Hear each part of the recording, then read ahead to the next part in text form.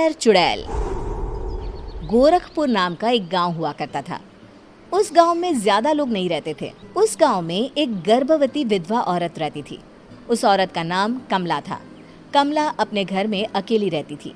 उसके पति की सारी जायदाद उसके नाम हो गई थी, पर सभी गांव वाले उस औरत को मनहूस औरत समझा करते थे और सभी उससे नफरत किया करते थे।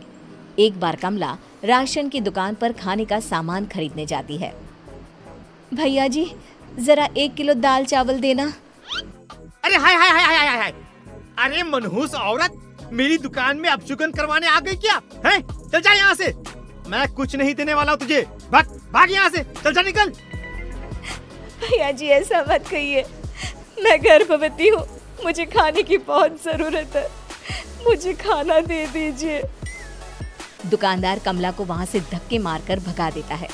तभी कमला रोते रोते उस गांव के किन्नरों के इलाके में आ जाती है। गांव वाले किन्नरों को उसी इलाके में रखा करते थे, क्योंकि वो लोग किन्नरों को पसंद नहीं करते थे और उनके इलाके में रहने से मना करते थे। तो किन्नरों ने उसी गांव में अपना एक इलाका बना लिया था। जब किन्नर लोग देखते हैं कि एक गर्भवती महिला रोते रोते उनके इलाके में आ गई है, तो सारे किन्नर कमला के पास जाकर उसका हाल पूछने लगते हैं। क्या हुआ बहन, तुम्हारी गर्भवती अवस्था में इतनी बुरी हालत कैसे? तुम रो क्यों रही हो? तुम डरो मत, हम तुम्हें कोई नुकसान नहीं पहुंचाएंगे। तुम शांत होकर सब बताओ कि हुआ क्या है। मैं कमला हूँ, मैं गांव के दूसरे इलाके से आई हूँ। 2 महीने पहले ही मेरे पति की मौत हुई है। मुझे गांव के लोग मनहूस मानते हैं, क्योंकि मैं विधवा हूँ और गर्भवती भी। वहाँ के लोग मुझे खाने के लिए कुछ बेचने के लिए भी तैयार नहीं, जिससे मेरा गुजारा नहीं हो रहा था। कोई बात नहीं कमला, हम तुम्हारा ख्याल रखेंगे। किन्नर लोग कमला को एक खाली घर में रहने के लिए जगह दे देते हैं और उसकी देखभाल भी करते हैं। कुछ ही महीने बाद कमला अपने बच्चे को जन्म देती है, पर अफसोस, कमला बच्चे को जन्म देते ही अपनी जान गंवा देती है। जब सब किन्नर बच्चे को देखते हैं तो बहुत खुश हो जाते हैं, क्योंकि वो बच्चा भी किन्नर ही था। कमला ने एक किन्नर बच्चे को जन्म दिया था। अब इस बच्चे की देखभाल कौन करेगा? हम तो इस बच्चे को गांव के दूसरे इलाके में भी नहीं भेज सकते। और तो क्या हुआ, इस बच्चे की माँ नहीं रही तो हम इसे पालेंगे। अब ये हमारे इलाके में रहेगा, हमारे साथ रहेगा। फिर वो किन्नर उस किन्नर बच्चे को गोद ले लेते हैं, उसका नामकरण कराते हैं। उस किन्नर बच्चे का नाम शक्ति रखा जाता है। देखते ही देखते शक्ति बड़ी होने लगती है। उसके रंग रूप बहुत सुंदर थे।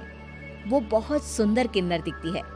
एक दिन शक्ति एक किन्नर से पूछती है, माँ जी सुनिए ना, ये गांव के दूसरे इलाके में भी तो लोग रहते हैं, तो हम वहाँ क्यों नहीं जाते?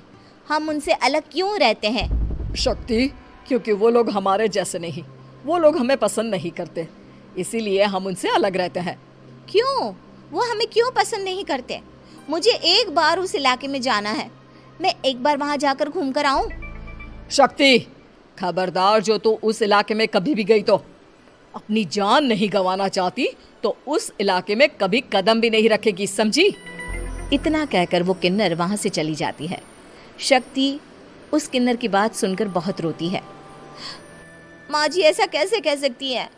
उन्होंने इतनी सी बात के लिए मुझे इतना डांटा। अब तो मैं उस इलाके में ज़रूर जाऊंगी।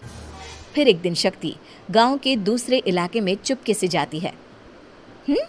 ये लोग तो हमारे जैसे ही इंसान हैं, तो ये हमसे नफरत क्यों करते हैं?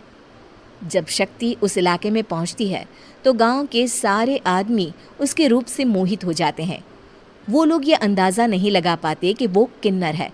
शक्ति की सुंदरता देखकर सारे गांव वाले उसकी तारीफ करने लगते हैं। तभी गांव का चक्कर लगाने गांव के जमींदार का बेटा हर्ष वहां पहुंचता है। हर्ष भी दिखने में बहुत सुंदर होता है।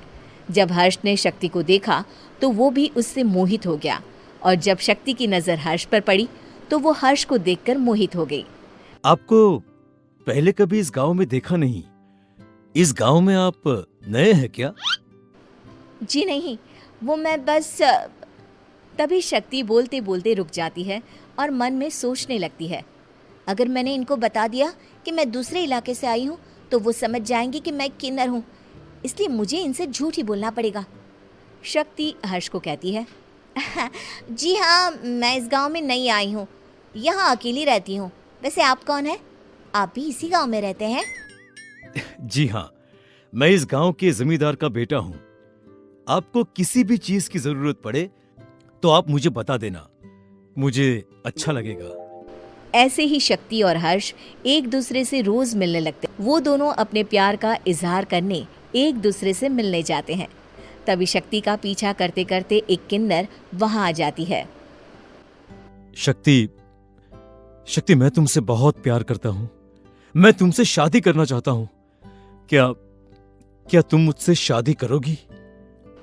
हाँ हर्ष, मैं तुमसे शादी करूँगी, पर मैं तुमको अपने बारे में एक सच्चाई बताना चाहती हूँ जो मैंने तुमसे छुपा कर रखी है। तभी उनके बीच में ही वो किन्नर आ जाती है। शक्ति, तेरी हिम्मत कैसे हुई ऐसा करने की? वो किन्नर शक्ति को खींचकर गांव के जमींदार के पास ले जाती है। हर्ष भी वहां शक्ति को बचाने के लिए पहुंच जाता है। जमींदार शक्ति और हर्ष के प्यार के बारे में सुनकर गुस्से में आ जाता है और शक्ति को गांव के बाहर निकालने की सजा देता है। शक्ति ये बात सहन नहीं कर पाती और कुएं में कूदकर अपनी जान दे देती है। जमींदार हर्ष की शादी गांव की एक लड़की से करवा देता है, पर हर्ष इस शादी से खुश नहीं होता। शक्ति अपना बदला लेने के लिए मरने के बाद किन्नर चुड़ैल बन जाती है। अब मैं इन गाँव वालों को नहीं छोड़ूंगी, अब इनसे मैं अपने प्यार का बदला लूंगी। किन्नर चुड़ैल गांव वालों को परेशान करना शुरू कर देती है। एक बार वो रात को गांव के खेतों में पहुंच जाती है और वहां आग लगा देती है। सारी फसल जल के राख हो जाती है। जब एक आदमी रात को उठकर देखता है कि खेत में आग लग गई है तो वो वहां पहुंच जाता है। वो देखता है कि खेतों के बीचों बीच एक किन्नर चुड़ैल खड़ी है और वहां खड़े होकर ताली बजा रही है। गांव वाला किन्नर चुड़ैल को देखकर बेहोश हो जाता है। जब सुबह उस आदमी को होश आता है तो वो सीधा जमींदार के पास जाता है। अरे जमींदार साहब, अरे वो किन्नर चुड़ैल ने मेरी सारी फसल जला दी। अब मैं क्या करूंगा? क्या होगा मेरा?